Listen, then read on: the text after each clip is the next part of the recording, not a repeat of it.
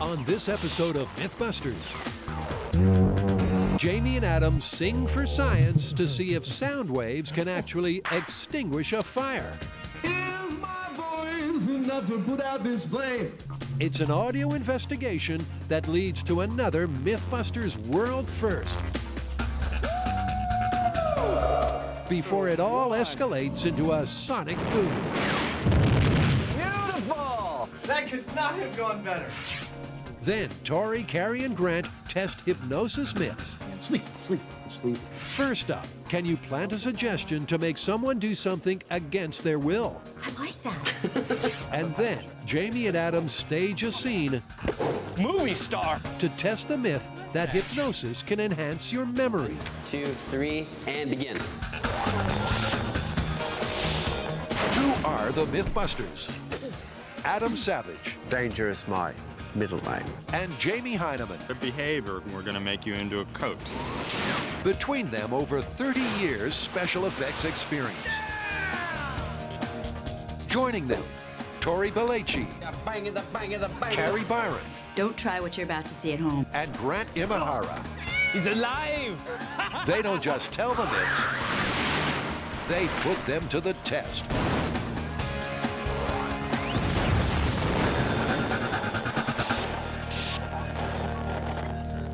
When it comes to busting sound myths, Adam and Jamie are kings.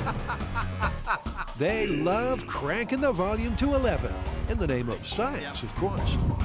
Now you're just gonna have to give me hand signals because I can't hear a damn thing. And now, the Master Blasters are at it again with a new groundbreaking sonic saga.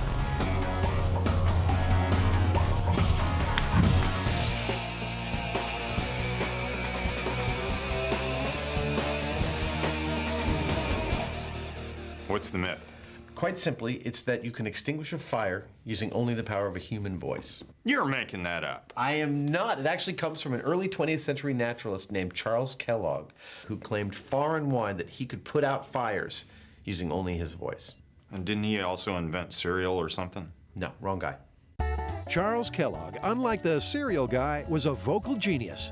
In the early 1900s, he traveled the states in a hollow redwood tree and wowed audiences with his bird impersonations, which could supposedly put out fires. He claimed he could do this not with his exhaled breath, but with the sound waves themselves. As sound travels through air, it creates pressure waves. These pressure waves can cause air molecules to vibrate, and if they vibrate enough, a flame can apparently be blown out. Do we have a plan? Well, I think we have a reasonable plan. Kellogg claimed he could put out a fire with his voice, and he demonstrated it. We should find out how, replicate that demonstration, and see what we get. Okay. Okay, so all they've got to do is replicate Kellogg's demonstration. But as the boys delve deeper, they realize it's more complex than that. From the reading that I've done, it doesn't appear that he's like lighting a fire somewhere and then just singing it out. It seems to be a very specific thing called a sensitive flame. A sensitive flame is a bit like a Bunsen burner, but thanks to a protective glass tube and a special latex diaphragm, the flame actually reacts to sound waves. It's vastly different from a regular fire, but because this is what Kellogg sang at, the first step for this myth is for Adam to build one of his own. We got a sensitive flame! There's no way the air from my breath is affecting that flame inside the glass. We've got a sensitive flame. Yeah! I think it's doing it over here as well. You can clearly see the flame reacting to Jamie and Adam's voices. Awesome. But what exactly is going on? What I have here are the rudiments of Kellogg's exact experimental setup for using his voice to extinguish fire. It consists of gas feeding into a chamber that has a membrane on it. And the membrane moves in relation to the sound in the room and affects the pressure of the fire. You can see as I'm talking, the fire is moving, and it doesn't have to do with my breath, it has to do with the sound of my voice. With the so-called sensitive flame fired up, Adam's got a copy of a 1905 gramophone recording of Kellogg singing like a bird. All right, here's a little history. Oh, his human voice was analyzed and found to be normal under 4,000 hertz. However, his bird voice soared into the inaudible above 14,000 hertz. His voice reputedly had a range of 12 1/2 octaves, while the normal range of a singing voice is just 2 1/2. We will see.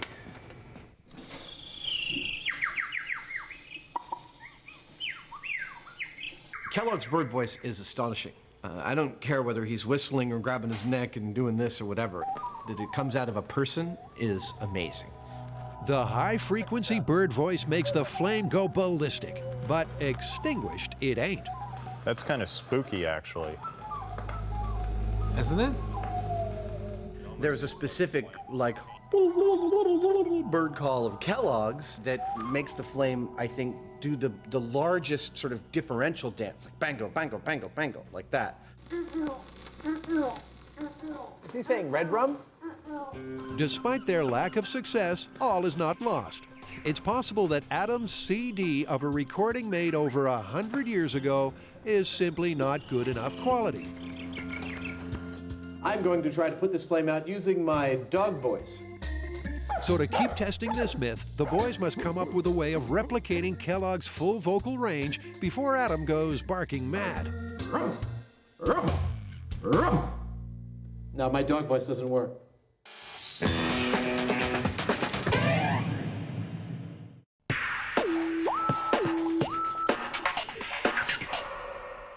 Look into my eyes. Deeper. You will fall into a deep, deep sleep. What are you doing? Trying to hypnotize Grant. Why? We're working on hypnosis myths. Hypnosis has long sparked a spiral of myths about its so-called powers. Myths that are about to get the MythBusters treatment, starting with an all-time classic. An evil hypnotist can plant a post-hypnotic suggestion that forces you to do something against your will. Ah, you mean like in the movies when there's like a sleeper agent and they give him a code word, he wakes him up and he kills people? Exactly. Except we probably won't kill people. Who is the most effective assassin? Well, I would think anyone who manages to conceal his identity as an assassin.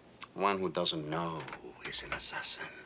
It's another mad movie plotline. An evil villain uses hypnosis to plant a trigger that turns an ordinary person into the perfect assassin without them even knowing. I must kill Pap Schmier.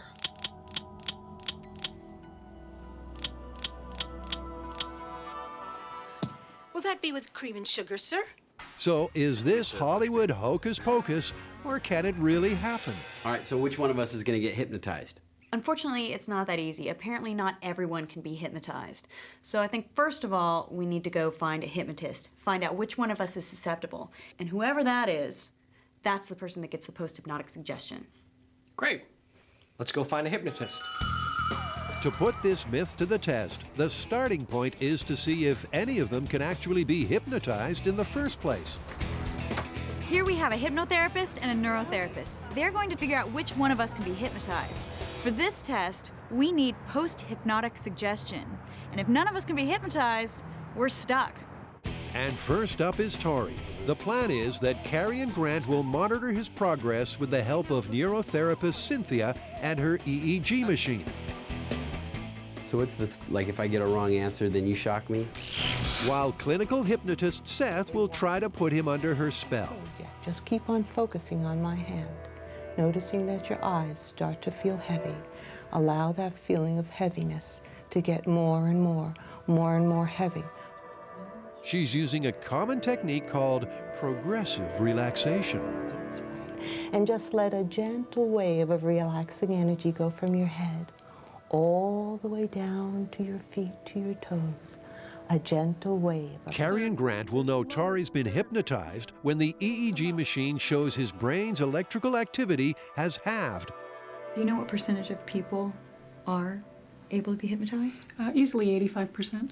85? To some degree.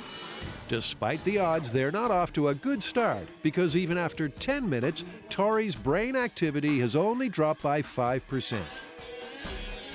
I would want to see it get to about half. of what it was. So if he was about 9.5, I'd like to see it at about maybe 4. Tori's inability to relax means he's out of the race. So next up is Carrie, and the boys have high hopes for her. I actually think that she's a reasonable candidate to be hypnotized. Why? I don't know, it's kind of a gut feeling. Could you tell her to do things and she does them? No, that's definitely not the reason why. But their hopes are ill-founded because Carrie won't go under either. I think I would start to get relaxed enough that I was almost in a sleep-like state, but then I'd be like, oh, I'm trying to be in a sleep-like state. I'm trying so hard. So it's almost like I couldn't let myself completely relax. So with the score standing at 0-2, it all boils down to Grant. But will Mr. Science submit to Seth? Deeply, deeply down. More and more relaxed. Despite Grant's initial discomfort, after 5 minutes, things are looking good. Like a rag doll, deeper down.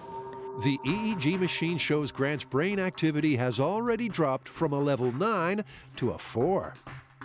I think he's in a deep state. I think he's more hypnotizable. There you go. Look at that. And what that means is he's just the kind of highly suggestible subject they're looking for. Grant would make a good subject for a post-hypnotic suggestion. He's a very susceptible person. You're the winner. Okay, what does that mean? Well, you know what that means. Now we're gonna see if we can hypnotize you and see if we can get you to do something that you wouldn't normally do. She's not gonna embarrass me or anything. Don't worry, it won't be too humiliating. Popular in the early 1900s, Charles Kellogg was a naturalist come showman with an extraordinary talent. Not only could he sing like a bird, but he could also supposedly extinguish a sensitive flame with his voice. But when the MythBusters tried to replicate this feat, they failed to douse anything. But in case the 100-year-old recording they used was of insufficient quality, they've now called in the big guns. Hey, Roger. Hey. How you doing? Good to see you. Come to help us do some detective work? Yeah. Sound engineer Roger has brought a tone generator to replicate the full vocal range of Kellogg's bird voice. In Kellogg's day, this was the way that you generated a precise frequency. This is what they used to tune pianos and other things, I believe. Not that I've ever done it, but these days we have things called tone generators, and so we'll be able to get any frequency that we want within any conceivable range. But before getting into a frequency frenzy, let's get a few things straight. Sound is vibrations traveling through the air in waves. Its frequency is a measure of how many times the sound wave vibrates in 1 second. The higher the frequency, the higher the pitch. Kellogg's bird voice could supposedly reach a barely audible frequency of 14,000 hertz, something that the tone generator can match. I'd love to sweep all the way up through and into the inaudible range, because again, we keep on seeing in all the material Kellogg said that he thought it was the high frequency that affected the flame more than low frequency. Roger cuts straight to the chase and tunes into 14,000 hertz, but the flame keeps burning bright. So, we're down? So the team decides to change tactic and lower the frequency, and what do you know? Hey! What was that at? At 166 hertz, the opposite end of the spectrum to Kellogg, and the sensitive flame does go silent. But Adam's not entirely satisfied. This is a rig that utilizes fire, it's true, but I can put this fire out by doing that. That's the rig failing to maintain a fire. That's not a fire being extinguished. And I think that's a really key difference. What I'd like to do now that I've got all this equipment set up is just put a candle in front of the speaker and see what kind of responses I get out of it. It's an ordinary household candle, about as simple as fire can get, and unlike the sensitive flame, has no special trappings to make it reactive to sound. Ready? What? Yeah.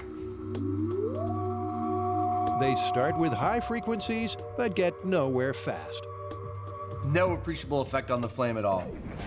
It's not until they lower the tone that they get the result they're after.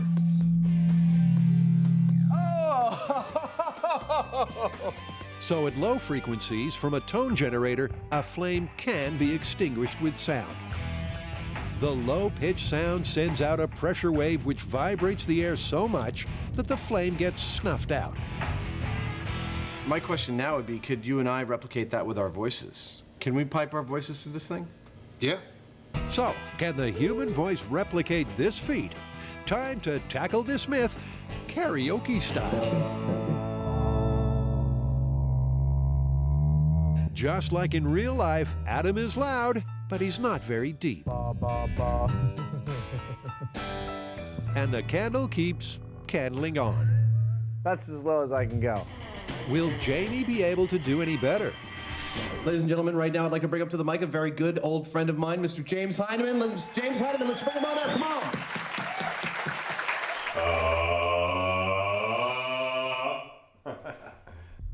Jamie's voice is lower and has more effect on the flame. But after a few bars, feedback starts interfering with the test. I think we need more separation from between the microphone and the speaker.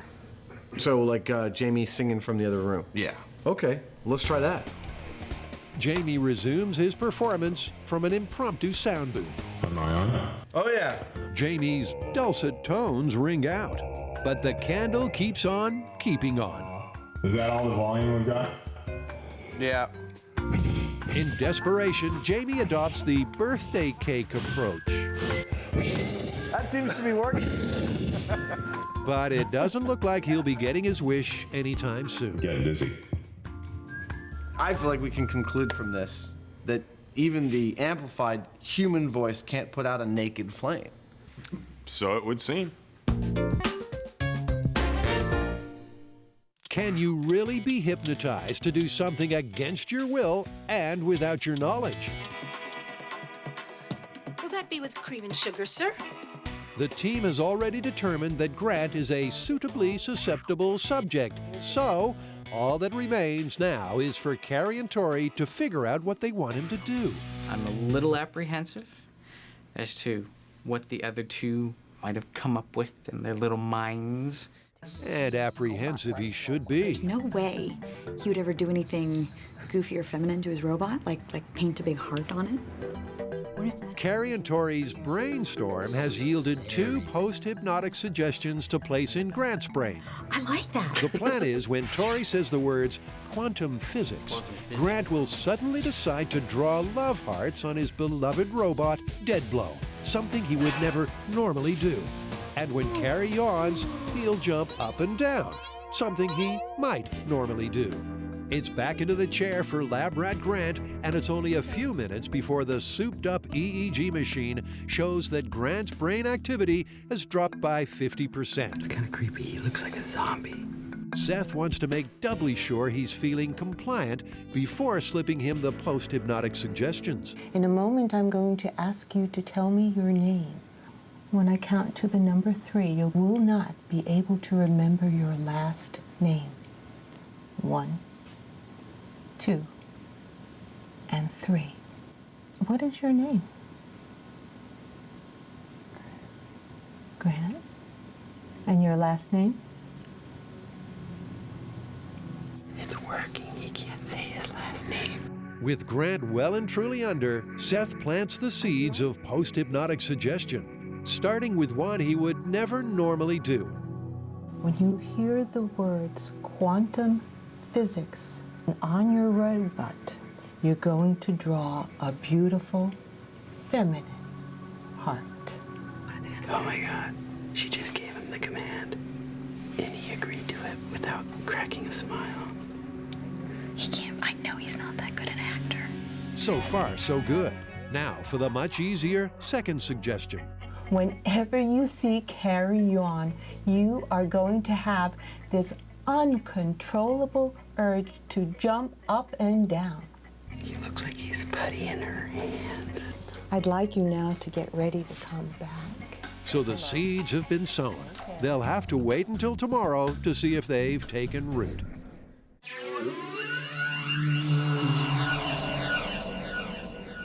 Jamie and Adam are trying to overturn conventional firefighting techniques by putting out fires with the human voice. But the results so far aren't about to set the world ablaze. So where are we at with this myth? Well, we have successfully demonstrated that we can put out a fire using a sound, but we have not demonstrated that a human voice can do it. Doesn't that mean it's busted? Not exactly. I mean, just because we can't do it doesn't mean it can't be done. Remember shattering a wine glass? When Adam and Jamie tried to shatter a wine glass with their unamplified voices, they got nowhere fast. Not surprisingly, I don't think I can do it. It wasn't until they unleashed the power of rocker pro Jamie Vandera that they got their lucky break. I think it's time to bring in some professionals. Like some singers. Exactly. Cue local a cappella group Hookslide with their most bizarre gig to date. All right, guys, so instead of entertaining crowds of people, it's a physics problem today. Today's challenge is to extinguish a candle using their voices, with a little help from Roger. Whenever you're ready, take it away and try and put out that candle. Sure, they can hold a harmony, but are they firefighting material? One of you hit a really specific note. Once again, it's the low frequencies that have the most effect, so bassist Jonathan gets his chance for a solo. At first, even his lowest low doesn't work. Do the buzz, see if you get the beat. But as the saying goes, if at first you don't succeed, well... Now, what's he doing to make that sound? I'm doing two things at once. Firstly, I'm just singing normally. And then I'm also buzzing my lips together, pushing air through my lips. And you do them together.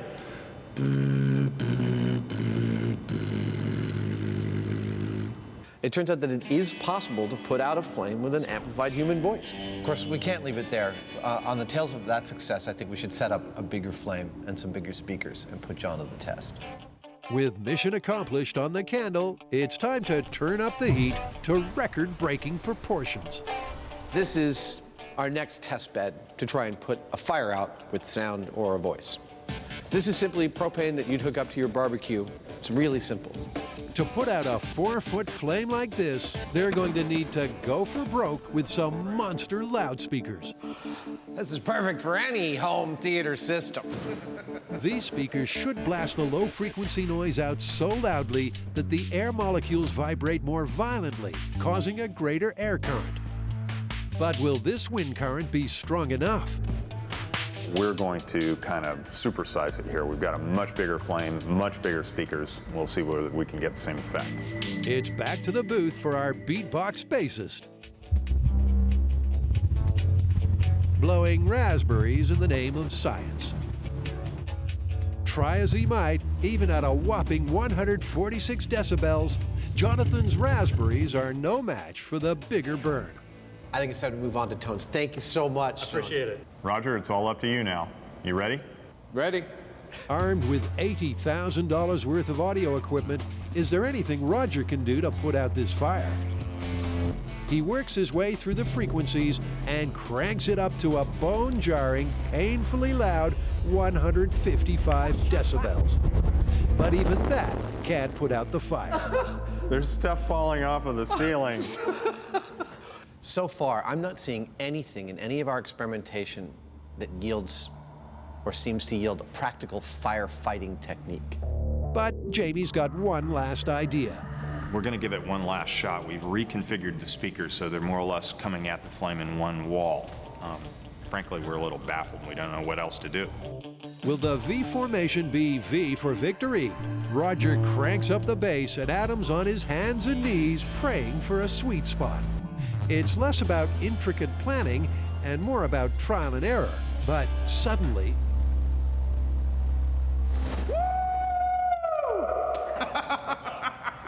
Oh my God. It's a red-letter day for science, because at 55 hertz and a room-shaking 149 decibels, they've achieved a world first. No one has ever put out a fire of this size with sound until now. This is yet another in a long line of cases in which I completely didn't expect the result we got at the very end of the day. Everything we'd done up until we got that flame to go out was telling me not going to happen. Difference between a candle and a real fire is significant, and we were not going to get any positive results, and we did. That's stunning. I love being wrong. But it's not over yet, because before this myth is extinguished, there's an explosive twist to the tale.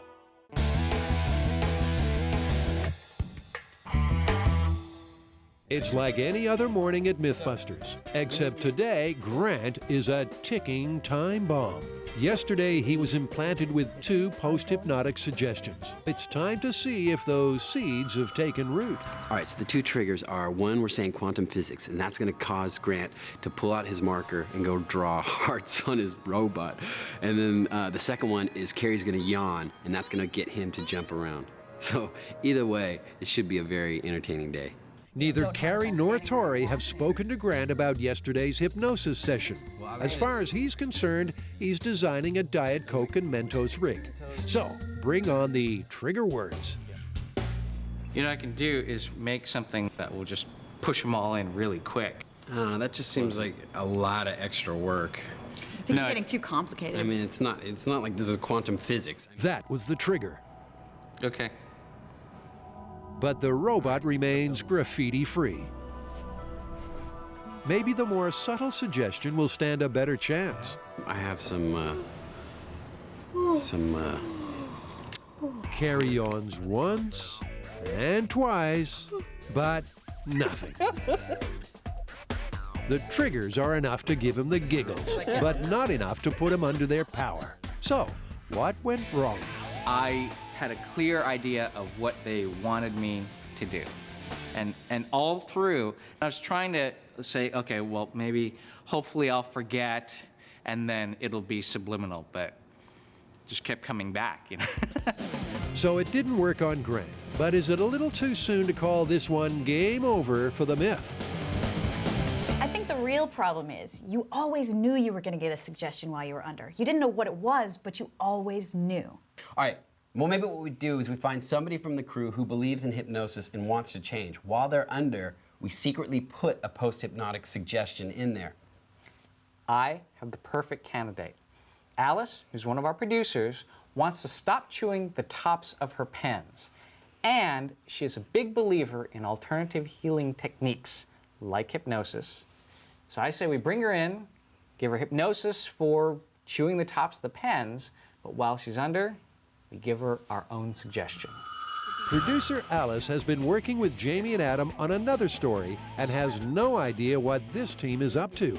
She thinks she's here to be hypnotized to kick her disgusting pen-chewing habit. Just allow your eyes to close and allow yourself to double the relaxation. But what she doesn't know is that while she's under, something devious is going on. So we're going to give her post-hypnotic suggestions the same way that we gave you. We're going to give her one that is something that she could easily do, like grabbing her ear. And then the second one we're going to do is completely against her moral fiber, something she would not do. And that is? Slapping me in the face. With the session in full swing, it's time to plant the first suggestion. When you hear the word Adam, would it be okay with you if you were to scratch your ear? I don't like the idea of this. This is trickery. She's on. Despite an encouraging start, it doesn't look like producer Alice is going to take the bait. I did not agree to this before. Looks like this myth is sinking faster than a lead balloon. She knows we're trying to sneak in some post-hypnotic suggestions, and it's not working.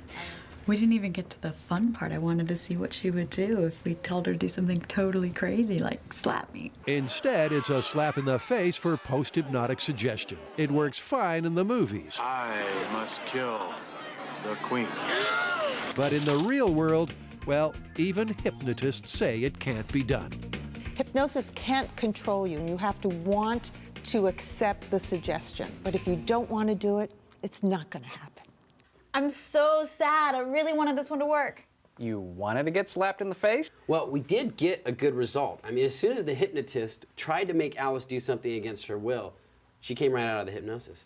So it is just like they say, you never really go totally unconscious. And most hypnotherapists and hypnotists agree that you can't make anyone do anything that's against their moral fiber. So this one's busted? Busted. It's too bad, because I kind of wanted to take over the world.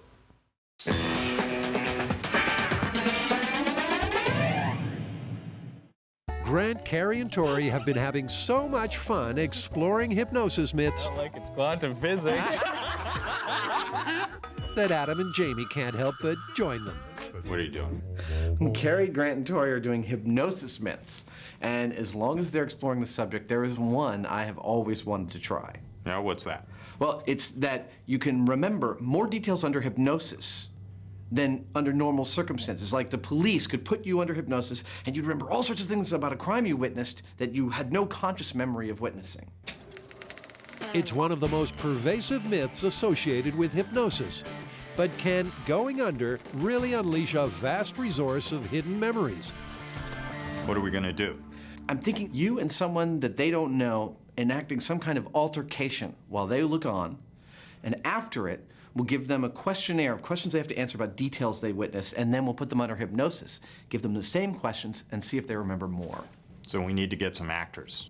Precisely. Hey, guys. So to put this myth to the test, they've enlisted the help of local actors Ryan and Brian to stage a scene that will take place in front of Carrie, Tori, and Grant. The goal of this scene is to elevate their stress levels a little bit, make them view something that's slightly uncomfortable, and then they're going to have to remember exactly what happened.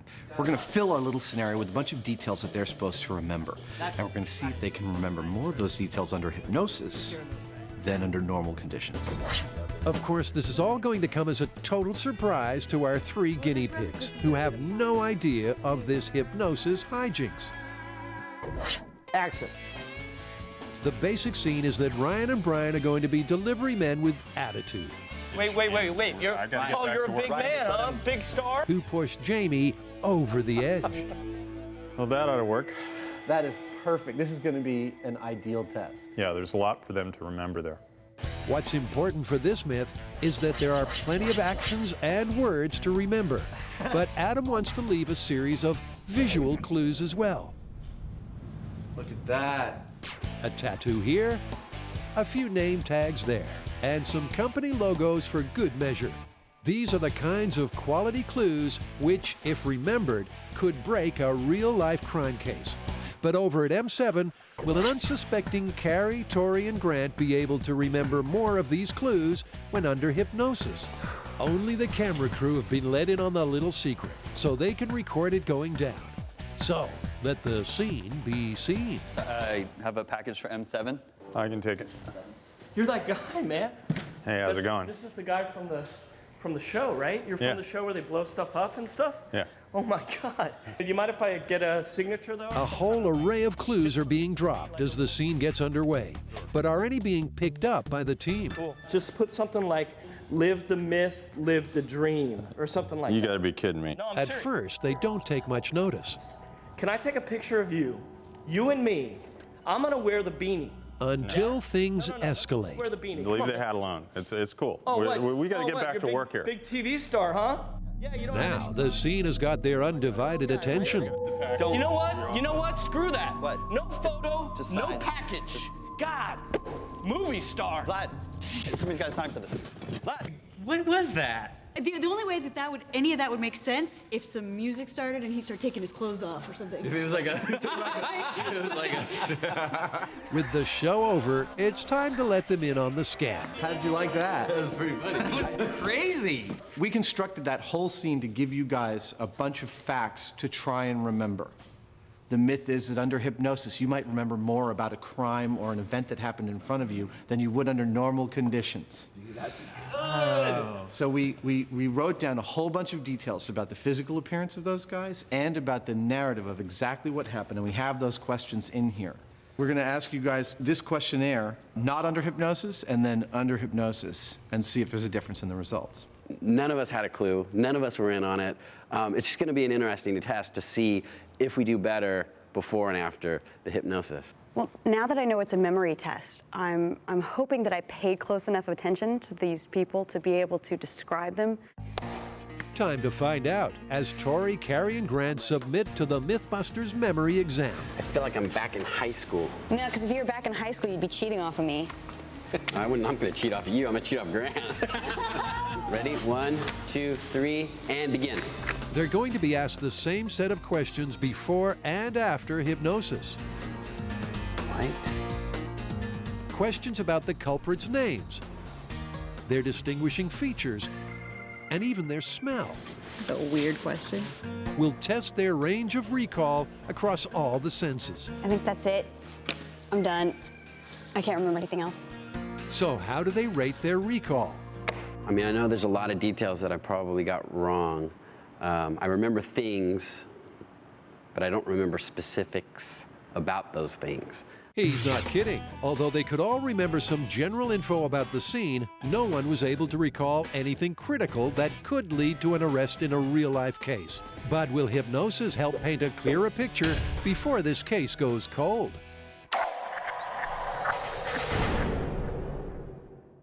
In Voice Fire Extinguisher, Adam and Jamie have something to shout about.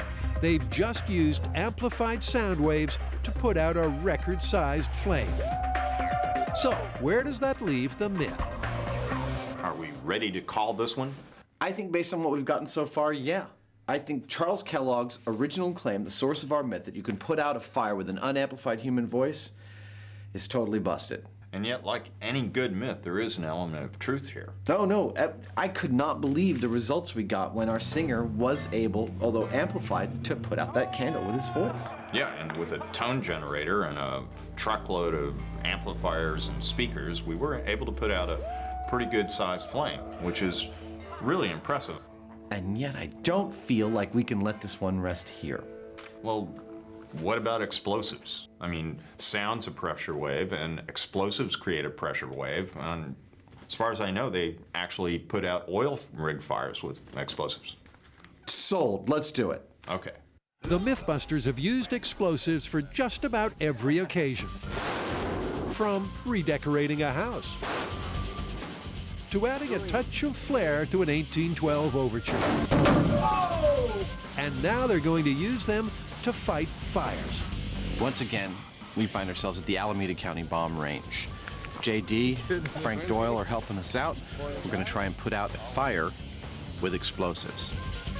In other words, they're going to fight fire with firepower, a technique that was developed to put out arguably the most dangerous infernos of all, oil well fires. This technique was made famous by the late Red Adair, probably the most famous firefighter ever. He put out over 2,000 fires in his career. The guy was amazing. But how exactly did he do it? Well, that's perfect territory for the MythBusters and the logical extension of their firefighting with sound investigation. Sound is nothing but pressure. In the case of a sound wave, we've got repeated cycling of this pressure wave over and over again to create something that you hear. The theory of using an explosive to put out a fire is that the single pressure wave the explosive creates removes all of the oxygen from the fire so it can't burn. To put this theory to the test, the first thing they're going to need is a fire, and that's Jamie's department. This flame rig works by pressurizing a tank full of gasoline.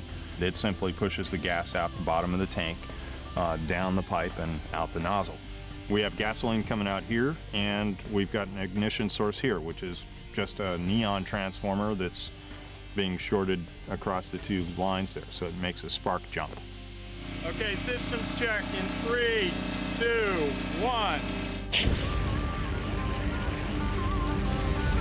That worked perfectly. Was that beautiful or what? Look at that thing. Yeah, it doesn't get much neater than that. With the fire rig fired up, Adam works on an explosives delivery system. We have to deliver an explosive charge to a fire, and the fire is going to have a potential to want to make that explosive charge go off before we intend it to go off. So rather than have it placed here when our fire is going, we're going to have it way back there until we're ready, till we're all set. Then we go. We pull it in here, and that's when we detonate it. Sounds like a plan. And first up for the fire in the hole test is black powder. a low-velocity explosive. Are we ready? We are ready. This is the burrito. The black powder burrito. With the black powder burrito in place, it's time for the three amigos to hunker in the bunker. Okay, are we set? Yeah. This is for real. Okay, black powder test. I'm going to go ahead and ignite now. Fire, we have fire. Okay, it's all yours, Adam. Okay, pulling in. Ignition. We're in place, go. Beautiful! That worked perfectly! That could not have gone better. The fire rig and explosives delivery system worked like a charm. But for fighting fires, they'd have been better off using black magic than black powder. Because as the high speed shows, the post-boom flame is burning as strong as ever. So they'll have to try again with something that has a little more bang for their buck. Ha! That's fun!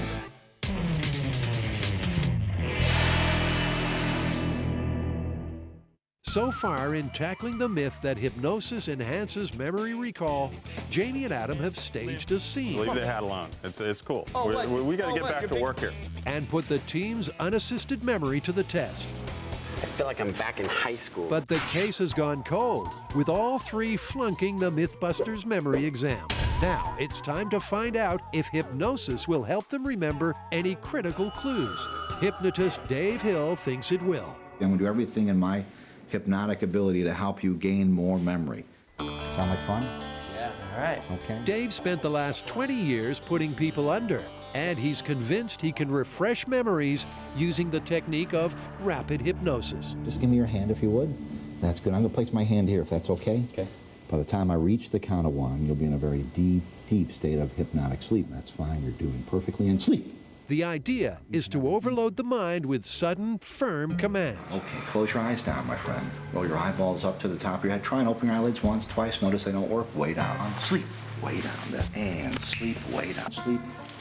That's fine. You're doing great.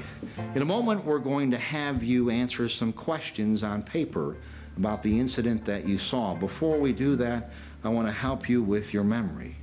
What we're going to now give you in your mind's eye is a wonderful TV set with a remote control that allows you to fast forward, to reverse scenes, to put the scenes in slow motion.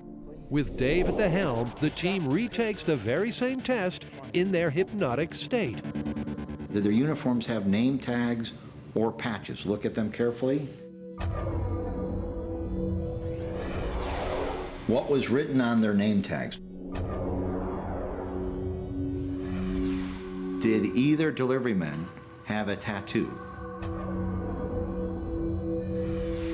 Several probing questions later, and it's time to re-emerge and find out if hypnosis helped them remember any additional information that'll crack the case. Wide awake, feeling fantastic in every way. The papers have been graded, and the new scores are in with exciting results. Carrie has remembered some important dialogue. You're that guy, dude. You know that guy from the show? They blow stuff up. This is the guy from the show, right? You're from the show where they blow stuff up? Wait, I'm gonna call my brother. You know what? I'm gonna call my brother real fast. All of that I remembered after we relaxed with the hypnosis. But it's Grant and Tori that have come up trumps with the types of quality information that would really help a real-life investigation. I don't even remember name tags, but when we went under hypnosis, a name popped up. Was it the right name? Yeah. What's his name? Joe? And Grant was able to describe the tattoo in detail. For purposes of identifying someone at a crime scene, that's really important information. I'm totally impressed by the results. So, thanks to hypnosis, looks like the case might be solved after all. So, did you guys do any better remembering details under hypnosis? Well, I remember that one of the guys had a tattoo on his neck under hypnosis. That's really important. Oh, yeah. Tori remembered a name. I totally did not expect this to work. I mean, given that, are we calling this confirmed? We have what it takes to be confirmed. Confirmed. I'm a believer. That's amazing.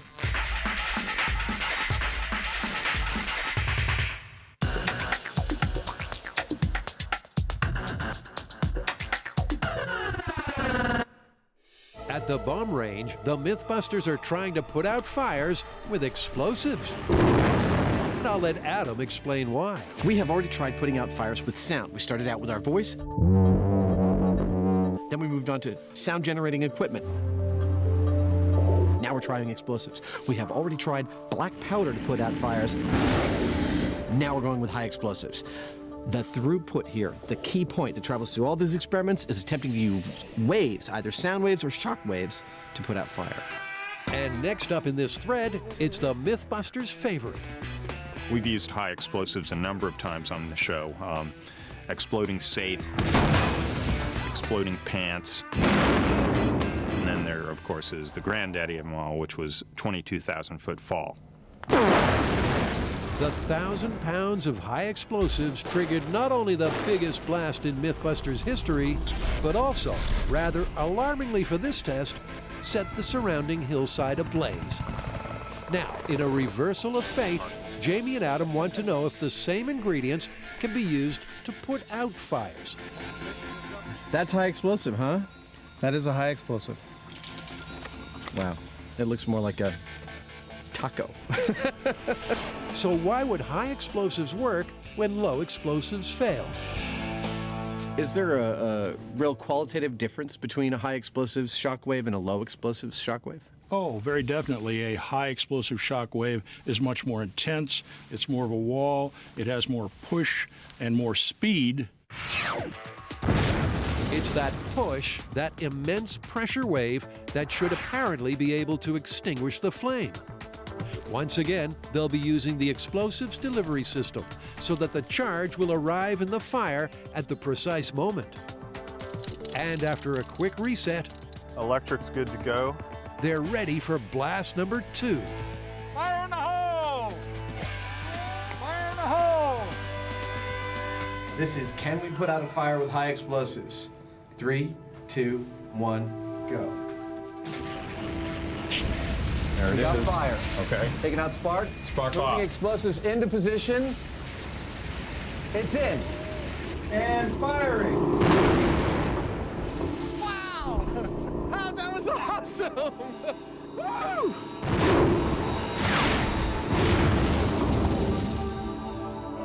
For Jamie's fire, it was a boom of doom. It's been completely and utterly extinguished. The thing we were looking for here is, did the explosive create a pressure wave that removed the oxygen from the flame and cut it off? And we got that. We saw it. It put the fire out. The high explosives sure did the trick. By removing the oxygen, they suffocated the fire. But as a firefighting technique, Jamie spotted an obvious flaw. It's not something you want to put out a fire in your house with, or you'll remove your house. You don't want to put out a fire on your car just because you happen to have some firecrackers in the trunk. This is a very specialized thing that works sometimes if it's set up exactly right. So what do you think? Was the fire big enough? I think so. Well, talk about fighting fire with fire. We were able to put out a fire with explosives. I gotta say, this one has carried us very far afield, but it's been some of the most fun experiments I think we've ever done. And it was pretty high up there on the don't try this at home list, wasn't it? Absolutely.